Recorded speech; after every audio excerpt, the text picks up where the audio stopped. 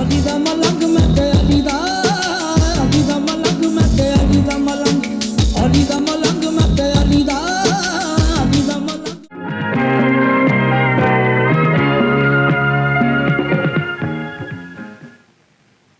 बिस्मिल्लाहिर्रहमानिर्रहीम। नाज़रीन अस्सलाम वालेकुम।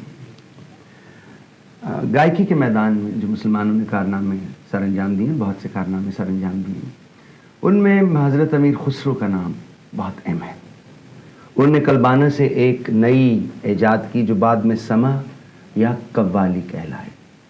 मेरे आज के मेहमान उसी नहज पर, उसी रवायत को कायम रखे हैं और कई नए रूपों में सामने पेश करते हैं। जनाब नुसरत फ़तेह अली ख़ान साहब, हमने नाज़रीन आपके लिए ख़ास तौर पे खान साहब को ज़हमत दी है, क्योंकि जो अल्लाह ताला ने उनको शोहरत अता की हुई है और कोई ऐसी गाड़ी नहीं, कोई है जहाँ इनके हम कैसेट्स आजकल नहीं सुन रहे।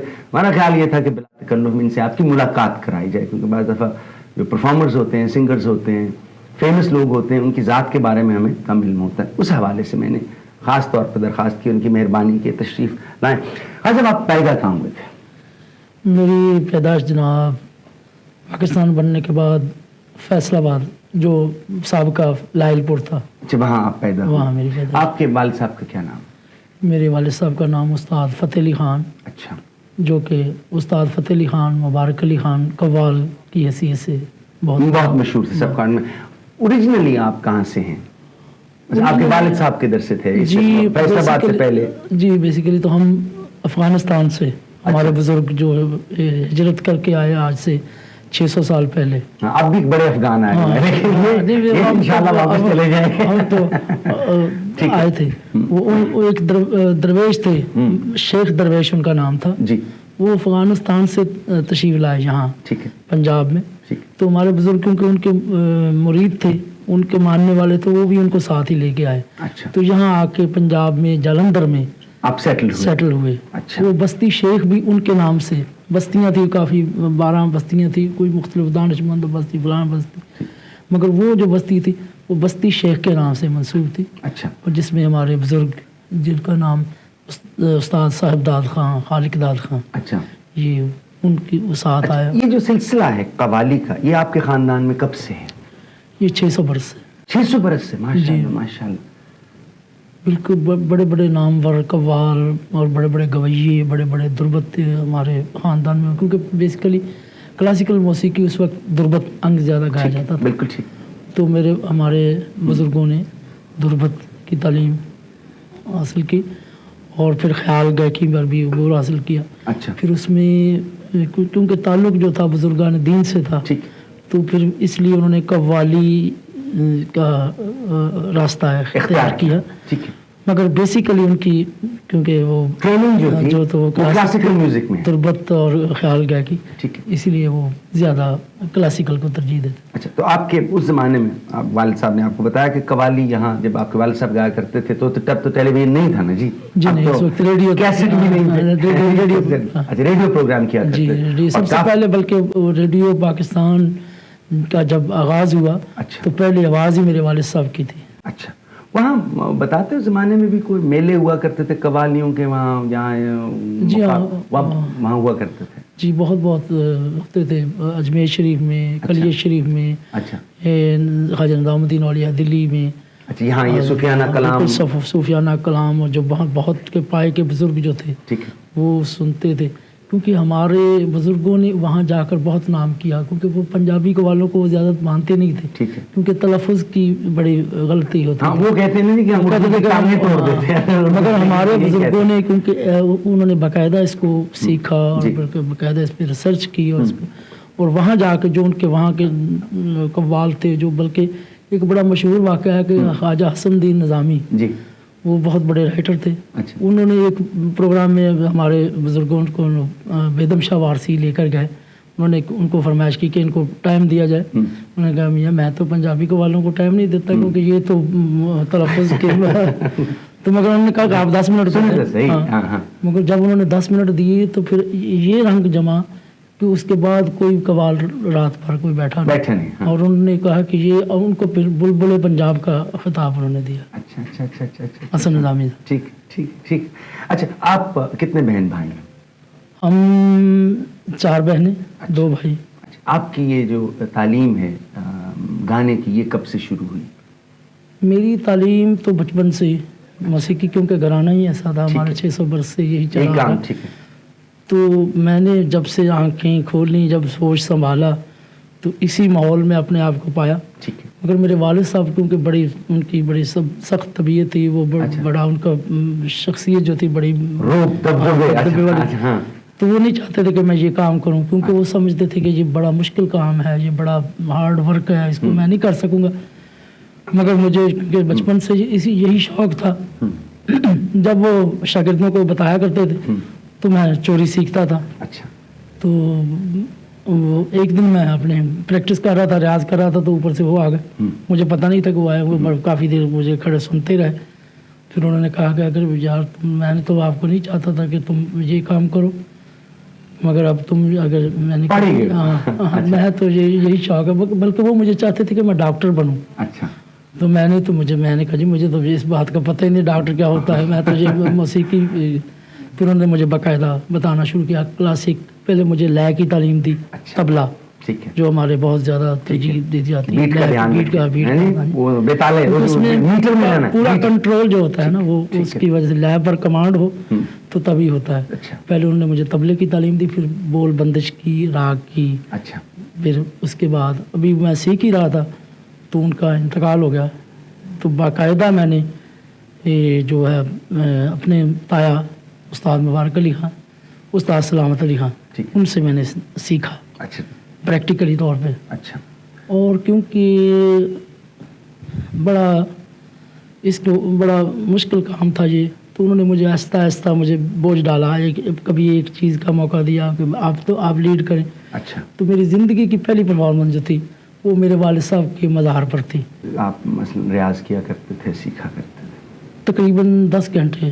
ہماری ایک ایسی جگہ تھی کہ جس میں پتہ نہیں چلتا تھا کہ سورج کب نکلا، کب غروب ہو گیا. تو یہ وہیں کھانا، وہیں لیٹ جانا، وہیں سو کر اٹھے ہیں تو پھر گانا شروع ہو گیا، وہیں سو گئے ہیں. جب پھر رات کو شروع ہو گیا، پھر وہ اپنے تایا جان آتے تھے دونوں بھائی، وہ آ کر کبھی کچھ بتا دیتے، کبھی کچھ، کبھی نکال کے آپ چلا. اچھا. نان اینڈنگ ہے یعنی، اور یہ تعلیم کا سفر جو ہے یہ ختم نہیں ہوتا. جی بالکل نہیں. اب بھی جب آپ کو شہرت ہے غیر، جی بالکل آپ سمجھتے ہیں کہ یہ تعلیم کا سفر جاری ہے، یہ تو ساری زندگی کے لیے مرتے دم تک یہی جاری رہے گا. اور انسان کبھی فنکار مکمل نہیں ہوتا. ٹھیک. جو مکمل اپنے آپ کو سمجھے وہ بڑی جلدی. اچھا جی، آپ نے تعلیم حاصل کی، پھر آپ نے اپنے والد صاحب کے 40ویں پہ گایا. اس کے بعد آپ پبلک میں کیسے آنے شروع؟ جی میری پہلی زندگی کی پرفارمنس تھی ریڈیو پاکستان. اچھا. 23 مارچ کو ہوتا تھا جشن بہارا. جی بالکل ہوتا. اس میں ملک کے بہت بڑے استاد حصہ لیا کرتے تھے. ٹھیک. جس میں ملکہ موسیقی روشن بیگم، ٹھیک ہے، استاد سلامت علی خان، ذاکر علی خان، استاد فتح علی خان، مانت علی خان، چھوٹے غلام علی خان، ایسے لوگ آیا کرتے تھے. میری پہلی زندگی کی پرفارمنس تھی وہاں پبلک. ہاں جی. تو ان لوگوں نے، کیونکہ میرے والد صاحب فوت ہوئے تھے اس کے بعد کوئی تقریباً 6 مہینے کے بعد وہ تھی، بلکہ اگلے سال تھی، 1 سال پہلے کی. تو انہوں نے دیکھا کہ یہ بچہ کیا کام کرے گا.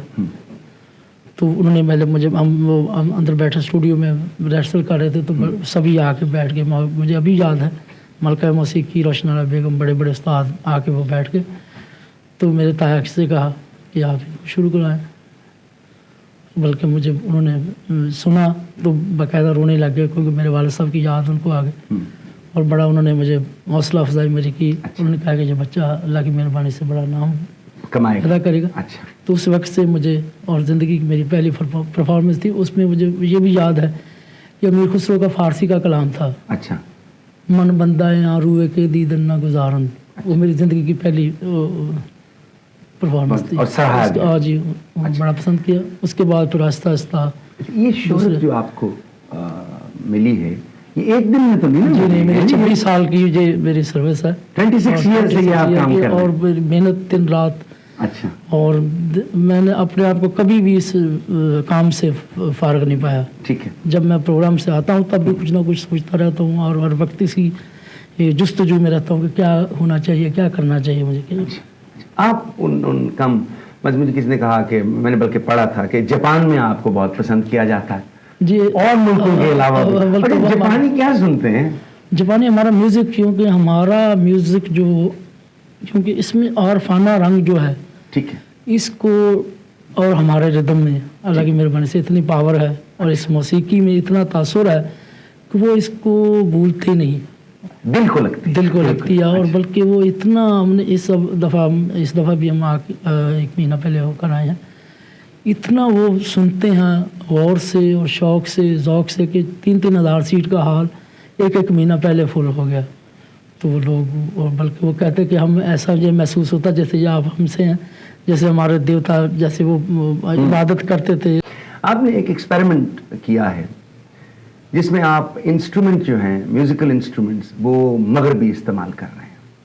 جی یہ کچھ انسٹرومنٹس آپ یہ میرا دوست وہی میں بات کرنا چاہتا ہوں. پیٹر گیبریل نے مجھے یہ مشورہ دیا اچھا کہ آپ ایسا کیوں نہ کریں کہ ہم ایک کہ اس کو، کیونکہ وہ بہت آدمی بڑا سمجھدار ہے، اس نے کہا کہ ایسا کرے کہ ہم ویسٹرن میوزک کے ساتھ آپ کی جو موسیقی ہے اس کو ریکارڈ کر کے دیکھیں، ہم نیا تجربہ کر کے دیکھیں. میں نے اس کی بات مانی، بلکہ میرے ذہن میں یہ بھی تھا کہ کیونکہ ہماری نوجوان نسل جو ہے وہ مغربی موسیقی سے بہت زیادہ متاثر ہے، تو بالکل اپنے کلچر کو بالکل نہیں پہچانتے.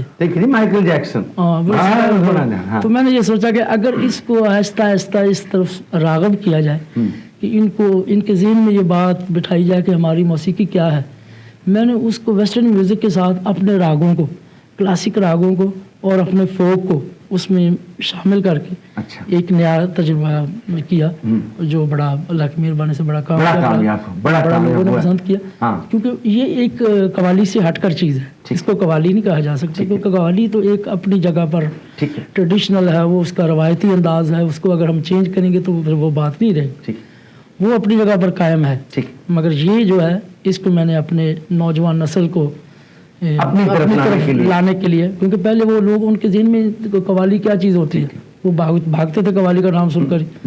تو میں نے ان کو اس طرف لانے کے لیے، مولڈ کرنے کے لیے یہ میں نے سارا کام کیا، اس میں آپ کی دم مست کلندر علی علی علی علی ہاں جی علی دا علی دا علی دا ملنگ علی دا ملنگ میں تے علی دا ملنگ میں سمپل سی ٹیون ہے، ایسی ٹیونیں بنائی جائے جو ہر بچے کی زبان پر وہ اللہ کی مہربانی سے بڑا. ہم تو وہ یہ کہتے ہیں کہ ورلڈ کپ جیتنے میں آپ کی قوالی کا بڑا ہاتھ ہے. جی اللہ کی مہربانی سے، کیونکہ عمران بھائی بڑے دوست ہیں میرے، وہ دوسرے بھی میاں داد بھی بڑے، پوری ٹیم ہی ہمیں بڑا، کیونکہ میں نے ان کے ساتھ وہاں ٹور بھی کیا، امریکہ بھی گئے، انگلستان میں بھی. آپ اس کے علاوہ بھی وہ پورے اپنا یہاں بھی ہمیں مختلف شہروں میں جب میچ ہوا کرتے تھے بلا کر سنتے تھے. تو یہ بہت ہی سبھی لڑکے ٹیم کے ہماری قوالی کو بڑا پسند کرتے تھے. تو ورلڈ کپ جب ہم گئے آسٹریلیا تو یہ پہلے کافی میچ ہار چکے تھے. ٹھیک ہے. تو میں نے وہاں جا کر پھر میں نے ایک ٹیلی فون پر عمران بھائی سے یہ بات کہی کہ میں نے کہ میچ ہار رہے ہیں تو یہ قوم تو آپ کے ساتھ ہمیں بھی برا کہہ رہی ہے کہ یار یہ ان کی قوالیاں وغیرہ سننے لگے تو پھر یہ میچ ہارنے لگ گئے. تو وہ کہنے لگا کہ اللہ کی مہربانی سے ہم جیتیں گے. میں نے کہا ہم تو دعائیں کر رہے ہیں آپ کے ساتھ، پوری قوم دعائیں کر رہی ہے آپ کے ساتھ، اور یہ جیتنا چاہیے. وہ کہہ رہے ہیں کہ ہم تو آپ کی قوالی سے ہر وقت ڈریسنگ روم میں اللہ بجتی ہے. اور ایک عمران خان کو ذاتی طور پر ایک ہماری ناز شریف گائی ہوئی ہے، وہ بڑی پسند تھی اس کو. کون سی میں؟ اس کرم کا کروں شکر کیسے ادا، جو کرم مجھ پہ میرے نبی کر دے. وہ جانے سے پہلے بھی یہ سنتا تھا بہت اس کو. اور اس نے کہا کہ یہ آپ کی قوالیوں کی وجہ سے لڑکوں میں میاں داد نے بھی یہی کہا، سبھی نے، وسیم اکرم نے، عاقب جوید، سبھی نے جتنے بھی، انہوں نے کہا کہ آپ کی قوالیاں سن کر ہم میں جوش پیدا ہوتا تھا، اور پھر ہم جب کھیلتے تھے اللہ کی اللہ کے ساتھ کھیلتے، اللہ کے ساتھ.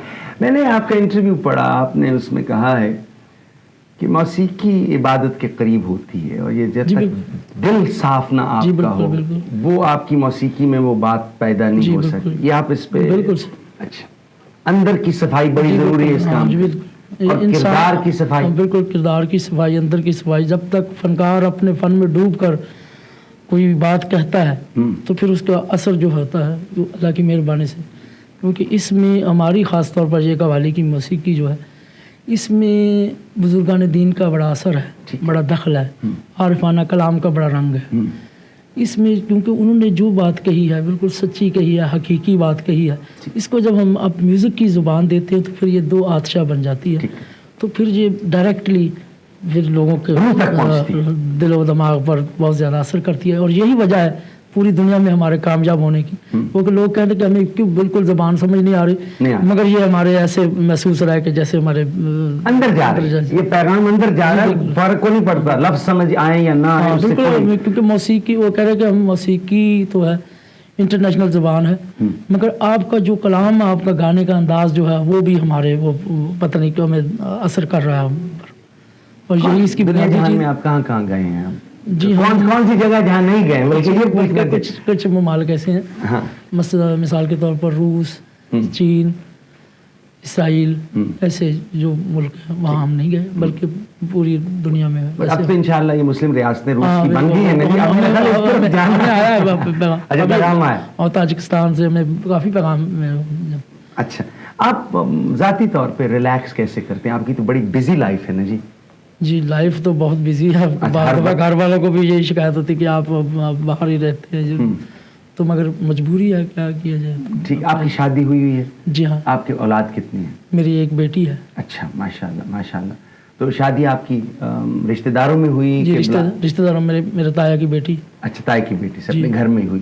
تو وہ تو آپ کو بہت کم. ہمارے اکثر جو شادیاں ہیں وہ ہمارے فیملی میں, تو وہ تو ان سے بیگم صاحب سے ملاقات تو اب کم ہوتی ہوگی نا.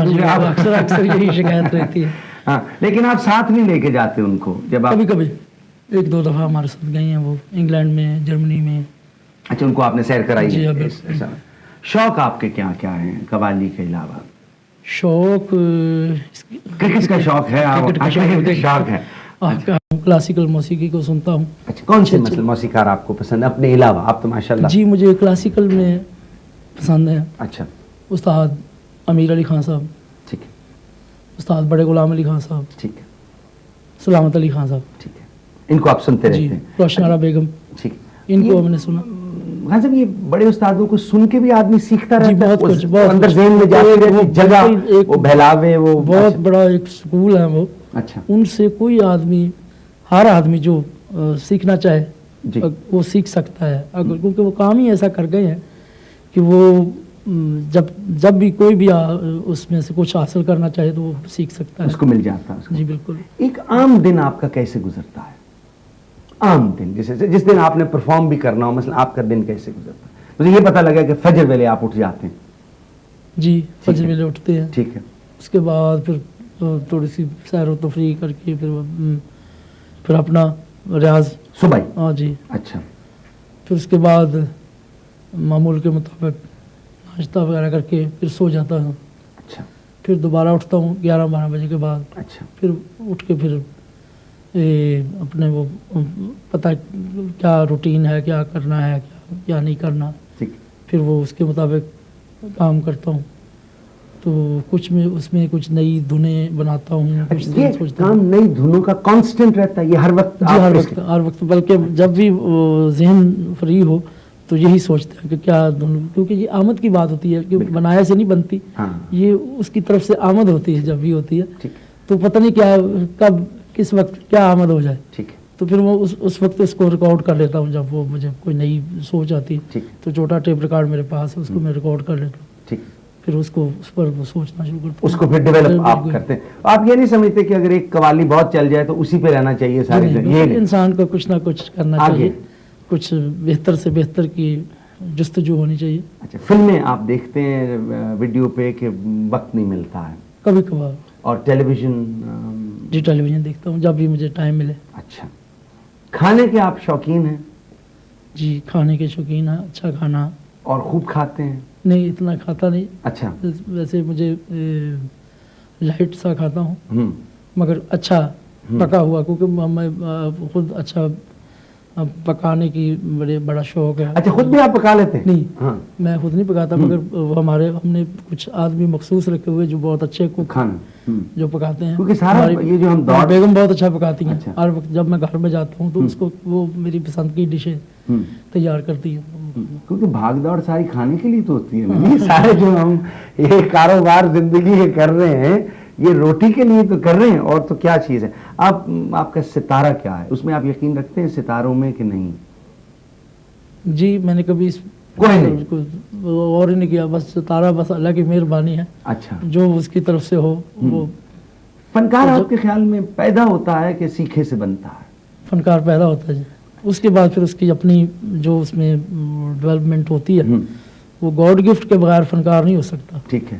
اور وہ اللہ کی طرف سے اس کو عطا ہوتا ہے, پھر اس کی اپنی محنت, اس کی ریاضت اس کو پھر وہ بڑھاتا ہے.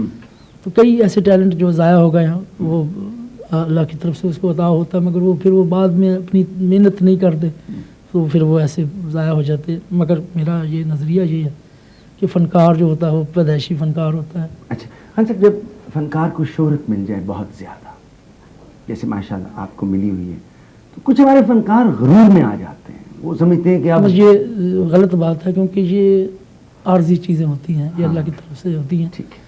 انسان کا اپنا کردار, اپنا اخلاق جو یاد رہ جانے والی چیزیں ہوتی ہیں.